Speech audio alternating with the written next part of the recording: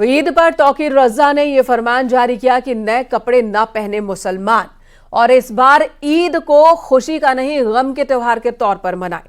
ईद को लेकर मौलाना तौकीर रज़ा ने भड़काऊ बयान दिया। तौकीर रज़ा ने कहा कि इस बार खुशी की नहीं गम की ईद होगी। उन्होंने आरोप लगाया कि संभल में हमारे बच्चे कत्ल कर दिए गए। उन्होंने कहा कि इस बार ईद बेहद ही सादगी से मनाई जाए, ईद में नए कपड़े न पहने जाए। तो इस तरह से संभल में जो पत्थरबाज थे, हिंसा हुई थी और हिंसा में जो लोग मारे गए थे उनके कत्ल की बात कह रहे हैं, लोगों को भड़का रहे हैं और दूसरी तरफ ये कह रहे हैं कि ईद खुशी में ना मनाए बल्कि गम में मनाए। पत्थरबाजों की गिरफ्तारी को लेकर भी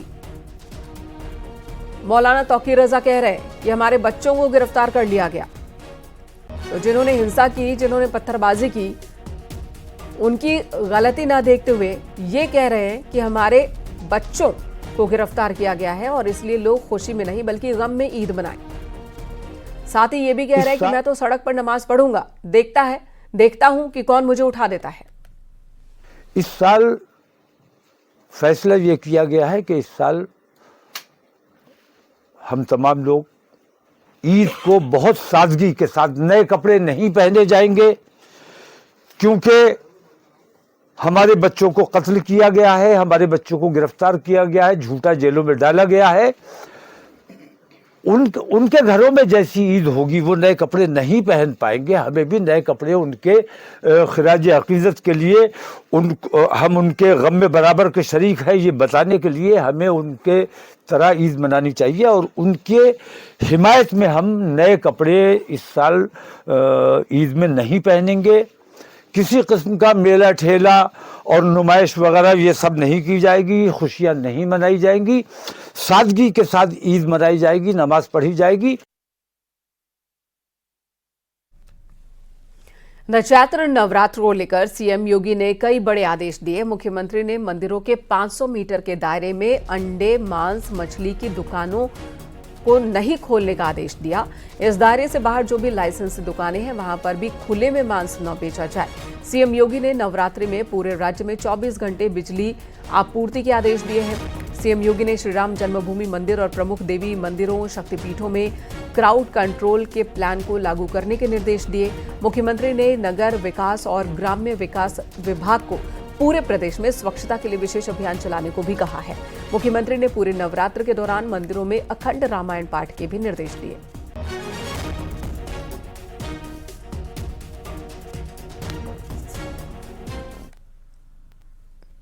चैत्र नवरात्र में देवालयों में अखंड रामायण के पाठ के सीएम योगी आदित्यनाथ के निर्देश का अयोध्या के संतों ने स्वागत किया।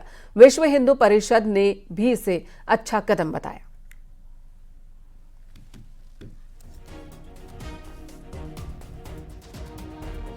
पाठ जब हर घर में होगा तो नई पीढ़ी के बच्चे भी जब वो पाठ करेंगे तो मानस से जुड़ेंगे, उनके मन संस्कारित होंगे और भारत को विश्वगुरु बनाने की दिशा में अग्रसर होंगे।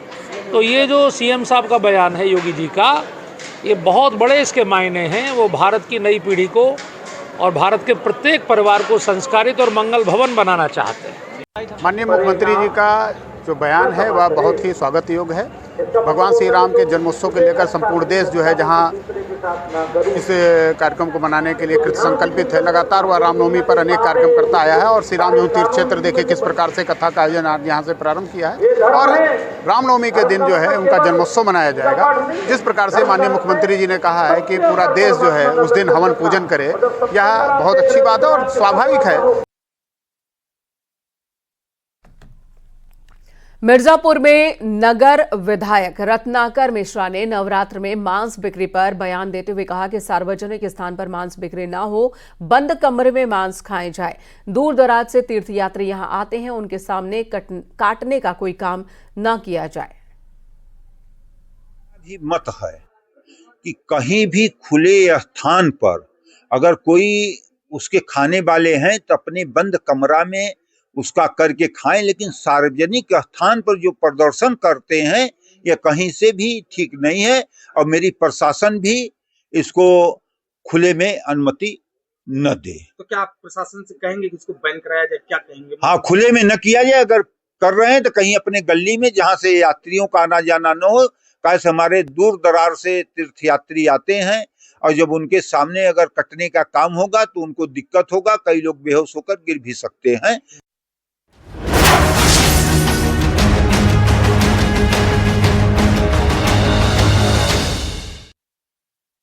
मुख्तार अंसारी का शार्प शूटर अनुज कनौजिया एनकाउंटर में ढेर हो गया। झारखंड के जमशेदपुर में एनकाउंटर में वो ढेर हुआ। यूपी एसटीएफ और झारखंड एटीएस ने संयुक्त कार्रवाई करते हुए उसका एनकाउंटर किया। अनुज कनौजिया पर 2.5 लाख रुपए का इनाम था। कनौजिया यूपी के मऊ जिले का रहने वाला था और इन दिनों जमशेदपुर में छिपा था। यूपी एसटीएफ और झारखंड एटीएफ की टीम उसकी गिरफ्तारी के लिए गई थी। इसी दरमियान उसने पिस्टल से गोली चलानी शुरू की। कनौजिया के पास एक पिस्टल बरामद हुआ है। एनकाउंटर में यूपी एसटीएफ के डीएसपी को भी गोली लगी है। घायल डीएसपी को इलाज के लिए अस्पताल ले जाया गया। अनुज कनौजिया मुख्तार गैंग के लिए शूटर की भर्ती, हत्याओं की साजिश रचने का काम करता था। अनुज के खिलाफ हत्या, लूट, डकैती जैसे संगीन अपराधों के 2 दर्जन से ज्यादा मुकदमे दर्ज हैं। तो झारखंड के जमशेदपुर में यह एनकाउंटर हुआ है। अनुज कनौजिया ढेर हो गया है इस एनकाउंटर में, जो कि मुख्तार अंसारी के लिए शार्प शूटर के तौर पर काम किया करता था। साथ ही गैंग में और कितने शार्प शूटर रखे जाने हैं, उनकी ट्रेनिंग, हत्या किस तरह से की जानी है, डकैती जैसे संगीन मामलों में 2 दर्जन से ज्यादा केस इसके खिलाफ थे। 2.5 लाख रुपए का इनाम था अनुज पर। जमशेदपुर में छिपकर रह रहा था, जहां पर यूपी पुलिस को जब जानकारी हुई तो यूपी पुलिस पहुंची और झारखंड एटीएस के साथ मिलकर एनकाउंटर को अंजाम दिया। अमलताज सिटी में एक यूपी के इनामी अपराध कर्मी के छुपे होने की सूचना थी, जिसे लेकर यूपी एसटीएफ की एक टीम और झारखंड पुलिस की एटीएस टीम के द्वारा गिरफ्तारी हेतु छापामारी की जा रही थी। छापामारी के दौरान अपराध कर्मी के द्वारा ताबड़तोड़ फायरिंग की गई, जिसके जवाब में आत्मरक्षार्थ एसटीएफ की टीम और एटीएस की टीम के द्वारा भी जवाबी कार्रवाई की गई और उस जवाबी कार्रवाई में उसे भी गोली लगी और उसके बाद जब उसका चिकित्सक के द्वारा परीक्षण कराया गया तो उसकी उस दौरान मृत्यु हो गई है। किसी को गोली भी लगी, पुलिस को भी सर? जो एसटीएफ के एक डीवाईएसपी हैं जो कि इस टीम का हिस्सा थे, उनको भी गोली लगी है और बाह में गोली लगी है उन्हें और वो टीएमएच में इलाज है। और इस वक्त एसएसपी जमशेदपुर किशोर कौशल जी हमारे साथ हैं। किशोर जी, न्यूज़ 18 पर स्वागत है आपका। और एक बहुत बड़ी सफलता आप लोगों ने हासिल की है, अनुज को एनकाउंटर में ढेर। ये बता सकते हैं कि कैसे हुआ ये एनकाउंटर, इसके बारे में जानकारी कैसे लगी और ये कब से जमशेदपुर में छिपकर रह रहा था? देखिए, बीती रात यूपी एसटीएफ की टीम और झारखंड पुलिस की एटीएस की जो कंबाइंड टीम है, उनका एक ज्वाइंट ऑपरेशन हुआ। बेसिकली एक सूचना थी कि ये यहाँ पर छुपा हुआ है जमशेदपुर के गोविंदपुर इलाके में, और ये दोनों ही टीमें संयुक्त रूप से उसकी अरेस्टिंग के लिए गई हुई थी। जब वहाँ छापामारी की जा रही थी तो अनुज कनौजिया के द्वारा ताबड़तोड़ फायरिंग की गई और उस फायरिंग के प्रत्युत्तर में जवाबी कार्रवाई पुलिस की तरफ से की गई, जिसमें उसकी गोली लगने से मौत हुई है। इस पूरे प्रकरण में जो एसटीएफ के डीवाईएसपी हैं, उनको भी बाह में गोली लगी है और वो अस्पताल में भी इलाजरत है। जी, उनकी स्थिति कैसी है अभी? उनकी स्थिति अभी खतरे से बाहर है, लेकिन अभी वो इलाजरत है। जी, किशोर जी, जमशेदपुर में गोविंदपुर इलाके में ये छपा हुआ था, क्या पता चल पाया है कि किसी के साथ इसका कनेक्शन था या वहां कैसे ये छपा हुआ था, और इसके पास से और क्या क्या हथियार बरामद हुए? देखिए, इसके पास से अभी हम लोग का अनुसंधान अभी जारी है। अभी तक जो है 2 हथियार इसके पास से बरामद हुआ है हम लोगों को, और टीम अभी भी काम कर रही है, इन्वेस्टिगेशन अभी जारी है। और जिन भी लोगों ने इसे यहाँ पर शरण दिया था या इसे ठहराया था या जो इनको सपोर्ट कर रहे थे, उन सभी बिंदुओं पर हम लोग इन्वेस्टिगेशन कर रहे हैं और जो भी लोग इसमें शामिल होंगे उनमें से किसी को भी बख्शा नहीं जाएगा। जी, क्या ये मुमकिन है कि मुख्तार अंसारी के गैंग के कुछ और गुर्गे भी वहां हो? ऐसी आशंका से इनकार नहीं किया जा सकता, लेकिन इस पर भी और अनुसंधान करने की आवश्यकता है। किशोर जी, ये कब से वहां पे छपा था? क्योंकि बहुत लंबे वक्त से इसकी तलाश चल रही थी। 2.5 लाख रुपए का तो इस पर इनाम था, 2 दर्जन से ज्यादा संगीन मामले दर्ज थे। देखिए, जैसा उत्तर प्रदेश पुलिस के द्वारा बताया गया है कि 2 दर्जन से अधिक मामले इसके ऊपर लंबित हैं, इसके ऊपर इसमें आरोप पत्रित रहा है ये। तो ड्रीडेड क्रिमिनल था, 2.5 लाख रुपए का इनाम भी था और जैसा यूपी पुलिस के द्वारा बताया गया है कि पिछले कई सालों से ये फरार चल रहा था और लगातार पुलिस उसके पीछे थी। तो इस प्रकार की जब सूचना प्राप्त हुई कि यहाँ पर वो छुपा हुआ है, तो झारखंड पुलिस के साथ मिलकर के ये ऑपरेशन एक तरीके से किया गया।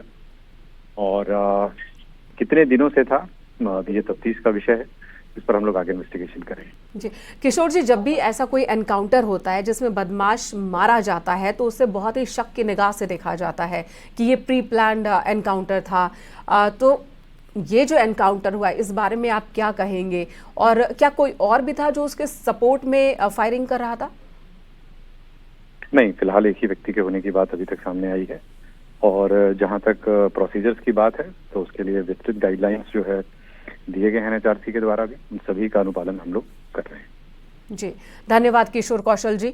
न्यूज़ 18 से बात करने के लिए एसएसपी जमशेदपुर हमारे साथ फोन लाइन पे थे। उन्होंने बताया कि गोविंदपुर इलाके में छिपा हुआ था। यूपी पुलिस ने जानकारी दी, जिसके बाद यूपी एसटीएफ और झारखंड एटीएस ने मिलकर ज्वाइंट ऑपरेशन में इस एनकाउंटर को अंजाम दिया है। पहले कोशिश इसकी गिरफ्तारी की थी, लेकिन गोलीबारी में इसकी जान चली गई। बलरामपुर में पुलिस ने एनकाउंटर में 2 बदमाशों को गिरफ्तार किया। दोनों ही बदमाशों के पैर में गोली लगी। ये दोनों बदमाश, इनकी पहचान हुई है अजय और धर्मेंद्र उर्फ आकाश के रूप में।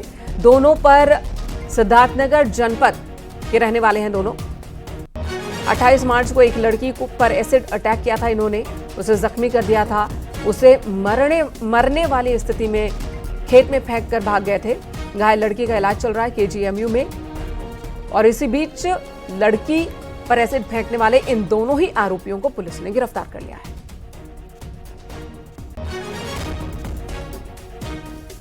और 2 लोगों के नाम प्रकाश में आए। उनकी गिरफ्तारी के लिए 3 टीमें बनाई गई और पुलिस ने उन 2 अभियुक्त, जिनका नाम अजय और दूसरे का नाम धर्मेंद्र उर्फ आकाश है, को गिरफ्तार कर लिया। दौराने गिरफ्तारी इन दोनों को चोटें आई हैं और इनको इलाज के लिए सीएससी भिजवाया गया है। तो पुलिस ने 2 दिन के भीतर ही उन लोगों को पकड़ लिया जिन्होंने लड़की के ऊपर एसिड अटैक फेंका था। इससे पहले लड़की मिली थी गंभीर अवस्था में, जिसे अस्पताल ले जाया गया था। सुल्तानपुर में पुलिस ने लापता लड़की को खोज निकाला। एसओजी ने लड़की को सकुशल 5 घंटे के भीतर ही रिहा करा लिया। न्यूज़ 18 ने इस खबर को प्रमुखता से दिखाया था, जिसके बाद एसपी ने मामले का संज्ञान लिया। पुलिस ने केस दर्ज किया और 5 टीमों को गठित कर सर्विलांस और एसओजी की मदद से लड़की को सकुशल बरामद किया गया। फिलहाल लड़की अपने परिजनों के पास है। आपको बता दें, कोतवाली नगर स्थित दाल मंडी के पास से एक लड़की गायब हो गई थी। मां की शिकायत पर कोतवाली नगर में अपहरण का केस दर्ज हुआ था। पुलिस की कई टीमें खुलासे में लगी थी, जिसके बाद उन्हें सफलता मिली।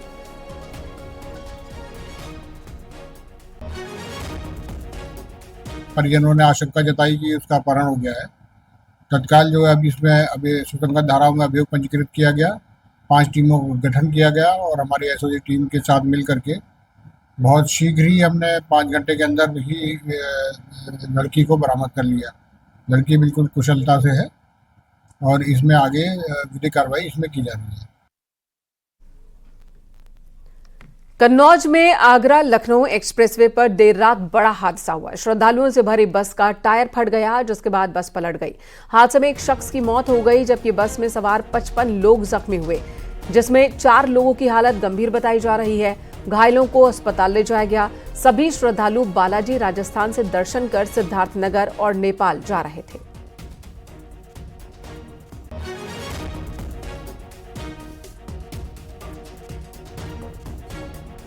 एम्बुलेंस के माध्यम से यूपीडा की सहायता से पुलिस टीम द्वारा, मजिस्ट्रेट द्वारा मेडिकल कॉलेज तिरमा लाया गया।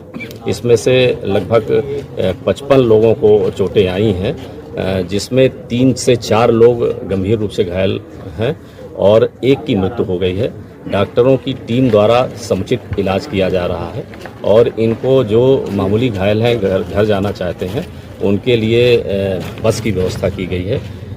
ये सभी लोग सिद्धार्थनगर और नेपाल के रहने वाले हैं।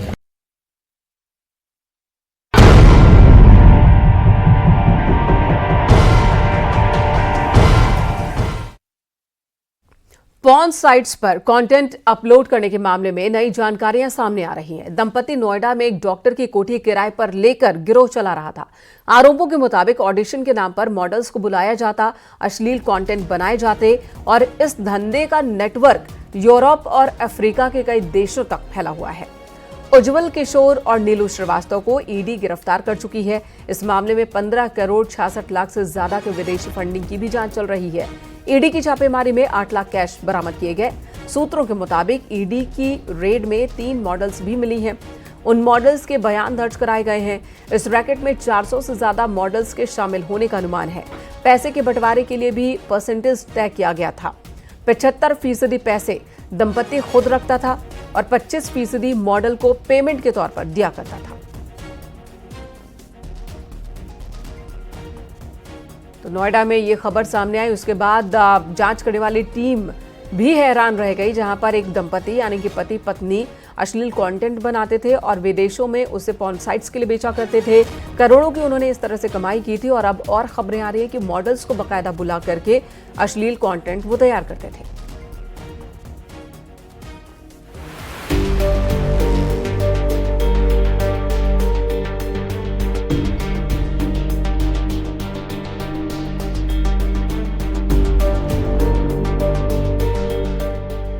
नोएडा में चल रहे बड़े ऑनलाइन पोर्नोग्राफी रैकेट का खुलासा हुआ है। पिछले 5 साल से एक पति पत्नी मिलकर ये रैकेट चला रहे थे। मुख्य आरोपी पहले रशिया में एक ऐसे ही सिंडिकेट का हिस्सा था और भारत आकर अपनी पत्नी के साथ इस पोर्नोग्राफी रैकेट को सोशल मीडिया प्लेटफॉर्म के जरिए चला रहा था। सूत्रों के मुताबिक आरोपी ने सोशल मीडिया प्लेटफॉर्म पर एक पेज बनाया था जिसमें मॉडलिंग के ऑफर दिए जाते थे और लड़कियों को मोटी सैलरी का लालच दिया जाता था। दिल्ली एनसीआर की कई लड़कियां मॉडल्स जब नोएडा के फ्लैट पर ऑडिशन देने पहुंचते तो आरोपी की पत्नी उन्हें इस पॉर्न रैकेट का हिस्सा बनने का प्रस्ताव देती थी। बता दें, पति पत्नी मिलकर ये पॉर्न साइट चला रहे थे और इस दौरान अपने घर पे ही स्टूडियो बना रखा था और मॉडलों को लालच दिया करते थे मोटे पैसे कमाने का और इस दौरान उनसे शूट कराया करते थे और ये कंटेंट वेबसाइट पे अपलोड किया करते थे। आपको बता दें कि मिली जानकारी के मुताबिक करीब 15 करोड़ रुपए से ज़्यादा का ट्रांजैक्शन मिला है जो विदेशी फंड आया है और ऐसे में ईडी ने छापेमारी की और छापेमारी के दौरान पति पत्नी के साथ ही 3 मॉडल्स भी मिले थे जिनके बयान दर्ज किए गए हैं। लड़कियों को 1 से 2 लाख रुपए महीने कमाने का लालच दिया जाता था। कई लड़कियां पैसे के लालच में आकर इस रैकेट का हिस्सा बन जाती थी।